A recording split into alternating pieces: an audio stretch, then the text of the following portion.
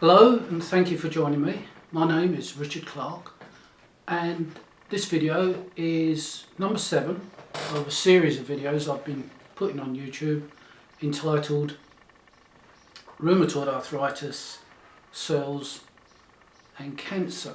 This is number 7, so if you haven't seen the others, please go back and have a look if you're interested to understand what these videos are about. Now, where I left off with the previous one, I was talking about how energy leaked into the body, this death energy, or in a different part of its cycle, a regeneration energy. It leaked into the body from the colon, which was, I don't know if damaged is the right word, but it was changed. The colon's changed. It allows this energy to leak through into the body, which it normally wouldn't, through the use of antibiotics. That's how it looks.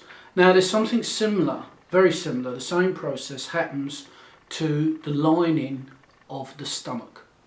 The lining of the stomach. Now, this goes back to the moment of conception, the sperm and the egg. When the sperm and the egg come together, those cells reproduce, and they reproduce and they reproduce. They divide and split and go on. All cells come from cells. And the original cells from the sperm and the egg become the lining of the stomach. These cells are what I think of as gatekeeper cells, because they line the stomach and they prevent harmful energy or energy that is not desired passing into the body through the stomach. So when food is digested, the energy is absorbed into the body, and energy that isn't wanted or is harmful is screened out by these cells, the original cells that start right at the beginning of from conception. And these cells act as gatekeepers. There's not many of them, or relatively there's not many of them. They only seem to exist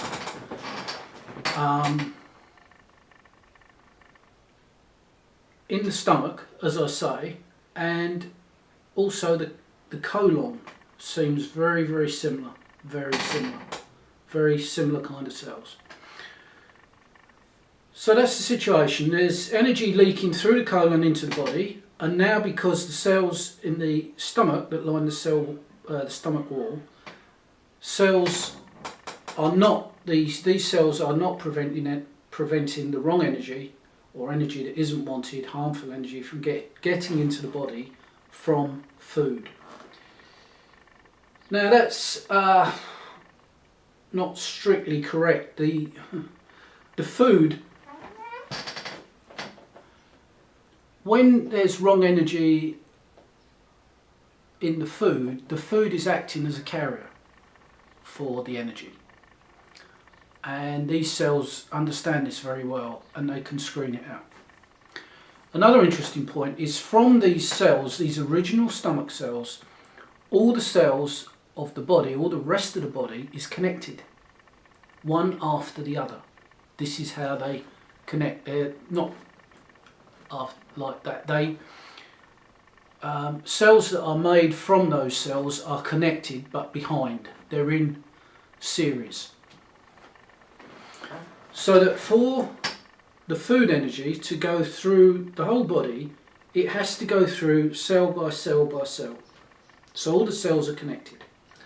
And to an extent, they're protected by this screening process in the stomach. Right.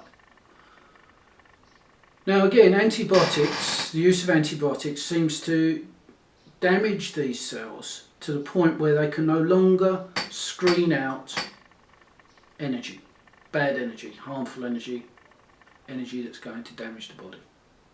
And this is what happens. These cells being damaged, they allow this energy in. And this energy softens up all the cells. Cells are very robust. For cancer to occur, which is the usual form of cancer, I'm not talking about blood cancer or skin cancer, I'm talking about growths, actually things that actually grow in us, out of control. For that to happen, the cells have to be softened up. They have to be almost prepared for it. And this is the process of softening up the cells. So all cancer, or this kind of cancer, which involves growths in the body, has to be ingested. It has to enter through the mouth, and it has to be absorbed through the stomach, combined with this harm or damage done to the stomach and the colon by antibiotics. Now what is it that comes in? Is it certain foods? Right, well, obviously cancer or any disease is quite complicated, and there's a number of factors involved. And the factor that keeps coming up is insects. It always goes back to insects. No matter how many illnesses I look at, no matter how many different situations I study, it's always illness. It's always insects. Always. What they do is always a factor, and I'll go into this in the next video. Because I've seen this, because I've been studying this over the last few months, I've brought in a new way of dealing with this, and this is going to become the first healing method. It's going to replace the existing healing method, and the existing healing method will be the second one used. This will be the first one used, and I'll post videos and go into all that. But we ingest insect energy with our food. Not just insect energy, the material of insects. And what this seems is it comes in through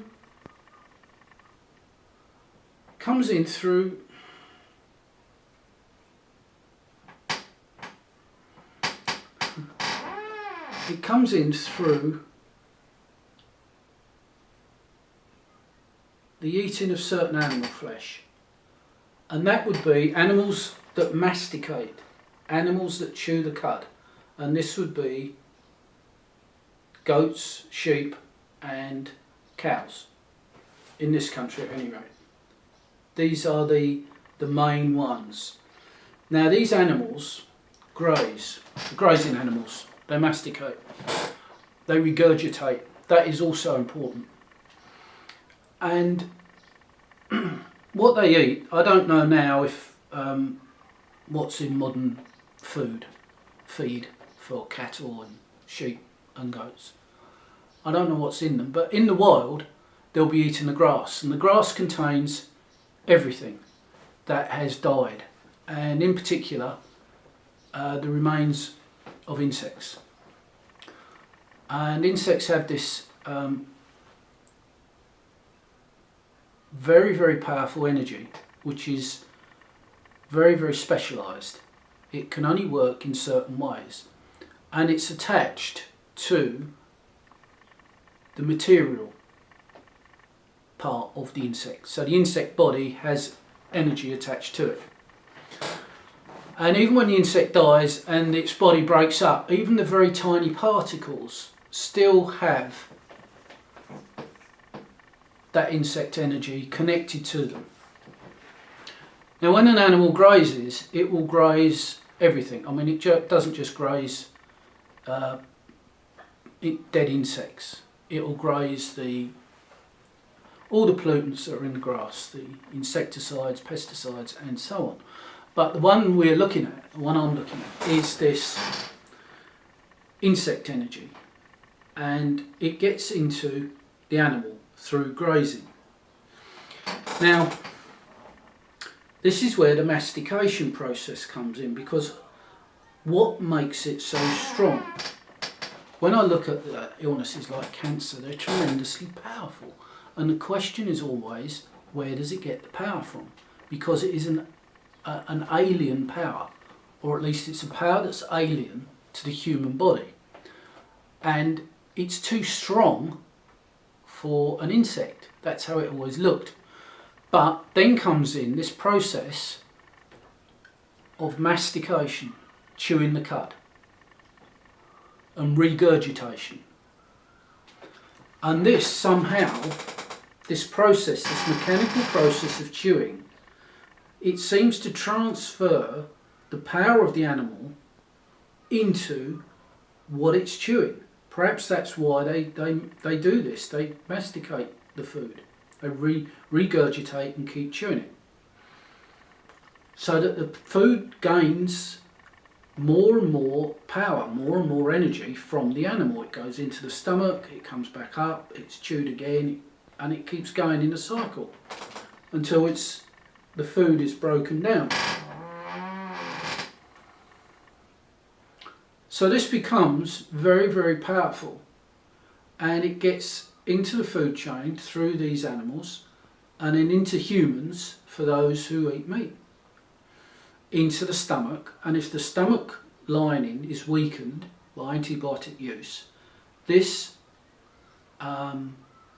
insect material gets into the body, and it spreads through the cells, one after the other, throughout the system. And it can do this because the cells have been prepared or weakened or softened, because as I say, cells are very robust, tremendously robust. There's nothing naturally can change them. It takes a tremendous amount of energy to change a cell once it's grown or established. But this energy that I say leaks into the body and gets into the stomach because of the damage caused by antibiotics, allows this energy in, allows it. Right, so that's the situation. There's this insect energy that's got into the body through the food chain. Now, I don't think that's enough. There's a lot more needed. A lot of factors need to combine for cancer to form. The next leg, this is probably the last of these videos, the arthritis, cells and cancer videos, because I want to spread out and look at cancer more, because there is something that is first cause. Something comes first. And to explain that, I've got to go into a lot of things: the clear fluids of the body, the insect, what the response that insects have fashioned to what's happening, which basically is humans have apparently declared war pretty much on the insect world, and they have fashioned a response, and it's that response that I want to go into. There is the damage that the insects do to the clear fluid of the body, which I'm starting to see as a primary immune system. What we always refer to as the immune system is the bone marrow and the immune response. That seems to me now to be a secondary immune system. The primary immune system is the clear fluids. But I'll need to go into that much more in another video, probably the next one. And what's going on with the insect world. But there are a number of factors that come together in any given illness, and I want to go into a lot more about those. Okay, so this is just winding up this series of videos, just so we can move on.